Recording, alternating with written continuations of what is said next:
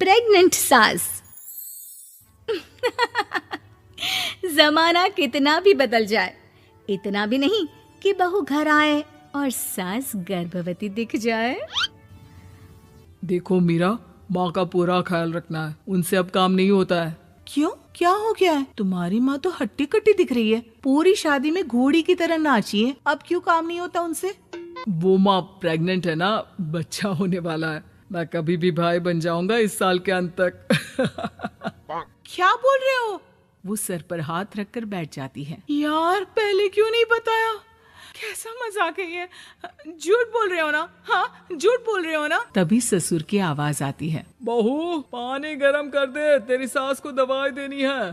समय पर दवाई ना दी तो परेशानी हो जाएगी। और हाँ, जरा काजू पीस कर दूध में मिलाकर ले आना। तेरी सास खुद से तो अपनी संभाल करेगी नहीं। हे भगवान, ये मैं क्या सुन रही हूँ? ये ससुर जी को क्या हो गया है? मैं क्या सोच कर आई थी? हाय रे, मैं तो किसी को मुंह भी नहीं दिखा पाऊंगी। अब ये रोना धोना बाद में करना, पहले गर्म पानी कर दो। माँ को दवाई देनी होगी।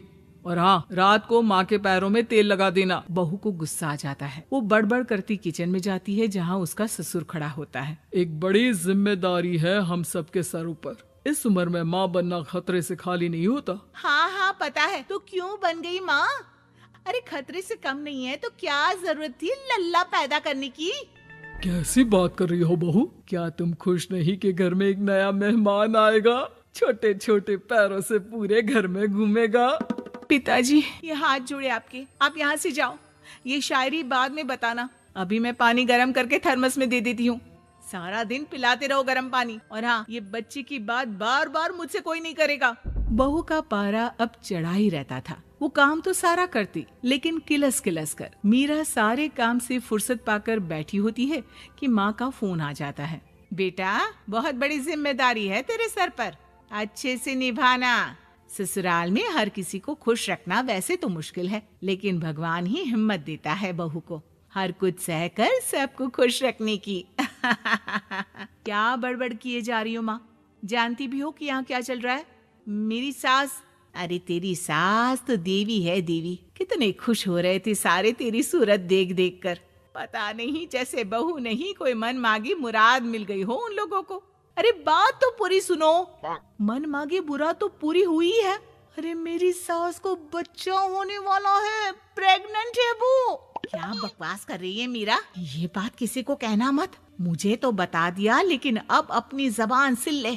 कहाँ है तेरी सास? बात तो करा मेरी। पूछू जरा, पोता पोती खिलाने की उम्र में खुद का बच्चा खिलाने का शौक कहाँ से आ गया? और आया भी तो बताना तो चाहिए था।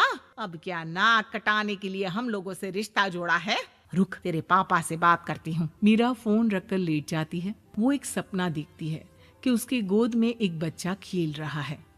भाभी की गोद में कितना खुश दिख रहा है ना, लग ही नहीं रहा कि भाभी है। मैं तेरे लिए क्या लाया हूँ, सोने की बालियां। तेरी शादी में तो मैं बुढ़ा हो जाऊंगा ना।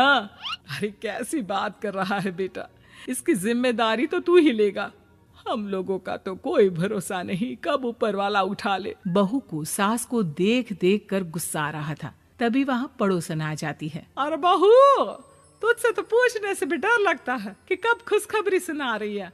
अब तो अपनी 1 महीने की ननद की ही जिम्मेदारी संभाल ले, बहुत है। अपने जेवर भी रख देना और पैसे भी जमा करना शुरू कर दे। वो बात आगे बढ़ाती उससे पहले ही बहू जोर से चिल्लाकर उठ जाती है।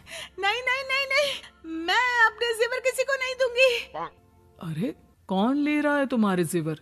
तुम औरतें भी ना सपने में भी जेवर ही संभालती रहती हो। मैंने जो सपना देखा है ना, सुनोगे तो होश उड़ जाएंगे।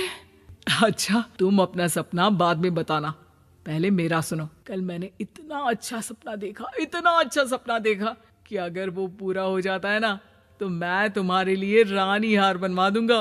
बहू अब सारे गम भूलकर पति का सपना सुनने में लग जाती है।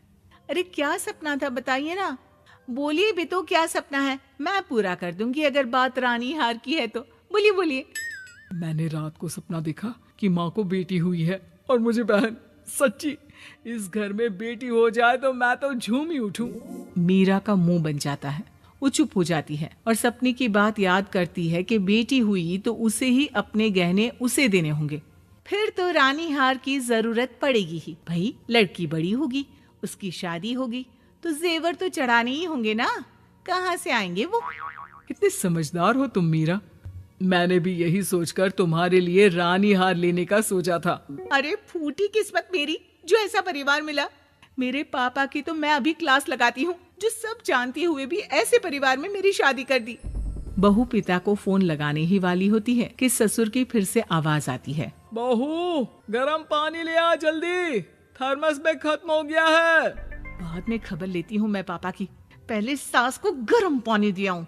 बहू अभी किचन में काम कर ही रही थी कि मीरा के मम्मी पापा आ जाते हैं। वो हाथ में ढेर सारे फल लेकर आते हैं। मीरा के पिता मीरा के ससुर से कहते हैं, लीजिए भाई साहब, ये फल रखिए, बहन जी को खिला दीजिएगा। वैसे कैसी है उनकी तबीयत? बस पता तो है आपको, ऐसे वक्त में जो होता है बस वही सब। मुझे तो सुनकर बहुत गुस्सा आया था, लेकिन चलिए भाग्य में जो है लिखा उसे कौन टाल सकता है। डॉक्टर को दिखाए? हाँ बस डॉक्टर आने ही वाला है। अच्छा हुआ आप लोग भी आ गए। उतने में एक सुंदर सी लेडी डॉक्टर आती है। पेशेंट कौन है आप? अरे नहीं जी, मैं तो बहू हूँ इस घर की। मैं तो अभी सोच भी नहीं सकती पोता या पोती के बारे में। अभी तो मेरी सास ही। अरे चुप हो जाना, देख तो ले, डॉक्टर है ये, किसी के भी सामने गुस्सा फोड़ देती है। डॉक्टर कमरे में जाती है और थोड़ी देर बाद बाहर आ जाती है। पीछे से सास भी निकल आती है। हे भगवान, इतना दुख तो किसी को भी ना दे जितना मुझे दिया है। देखिए बहन जी, आप लोगों को तो ये सोचना भी नहीं चाहिए था। वही तो मैं भी कह रही थी कि आप लोगों के लिए तो सोचना भी गुनाह है, लेकिन अब पछताए होत क्या जब चिड़िया चुग गई खेत। डॉक्टर वहां से चली जाती है। मैं माँ नहीं बन सकती, मैं प्रेग्नेंट भी नहीं हूँ। ये कैसे?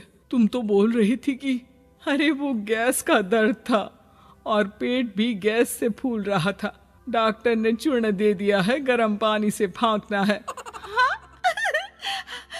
मैं अभी लाती हूँ गर्म पानी। अरे मैं तो गीजर ही लगा देती हूँ। हाय रे, खुशी के मारे पागल ना हो जाओ।